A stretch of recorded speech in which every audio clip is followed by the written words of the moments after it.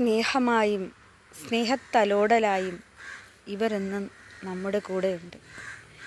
ഞാൻ ഈ പൂക്കളുടെ അടുത്ത് വന്നിട്ട് ഞാൻ എൻ്റെ സങ്കടങ്ങളിങ്ങനെ അവരോട് പറയും. ഇവരോട് പറഞ്ഞാലുള്ളൊരു നല്ലൊരു ഗുഡെന്ന് പറയുന്നത് എന്താണെന്നറിയാമോ?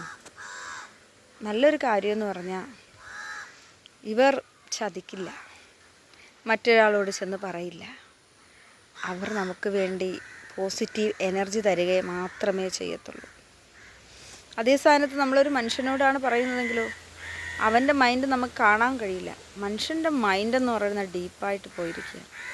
അത് എത്ര ആഴത്തിൽ പോയാലും അത് കണ്ടുപിടിക്കാൻ നമുക്ക് കഴിയില്ല. പക്ഷേ ഈ പൂക്കൾ തരുന്ന സന്തോഷവും സ്നേഹവും ഈ ലോകത്ത് നമുക്ക് ഒരിടത്തുനിന്നും കിട്ടില്ല. ഞാൻ ഈ പറയുന്ന കാര്യം ഒന്ന് ചെയ്ത് നോക്ക്. ഒരു ചെടി വളർത്തി ആ ചെടിയിലെ ഇലകളും മുട്ടുകളും പൂക്കളും വന്ന് അത് നിൽക്കുന്ന കാണുമ്പോൾ കിട്ടുന്നൊരു സന്തോഷം, അതിനോട് ചെന്ന് നിങ്ങളുടെ സങ്കടങ്ങൾ പറഞ്ഞു നോക്ക്. അതിന് ജീവനുണ്ട് കേട്ടോ. അതായത് വളരുന്നത്, അതാണിത് നശിച്ചു പോകുന്നത്. ജീവനുള്ളതെല്ലാം നശിച്ചു പോകും. അത് പ്രകൃതിയുടെ സത്യമാണ്. ഇതൊരു യൂണിവേഴ്സൽ ട്രൂത്തുമാണ് അല്ലേ?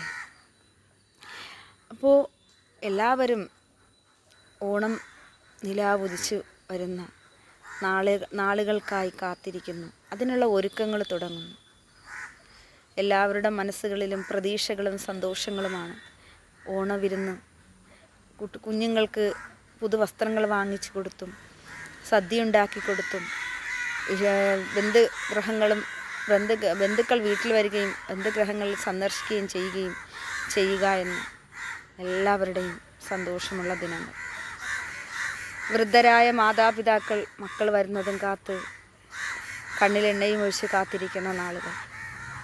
അങ്ങനെ എല്ലായിടത്തും സന്തോഷത്തിൻ്റെ ഒരു പുതുവസന്തം നിറയുന്ന ഈ അവസരത്തിൽ എല്ലാവർക്കും ഞാൻ ഓണാശംസകൾ നേരുന്നു.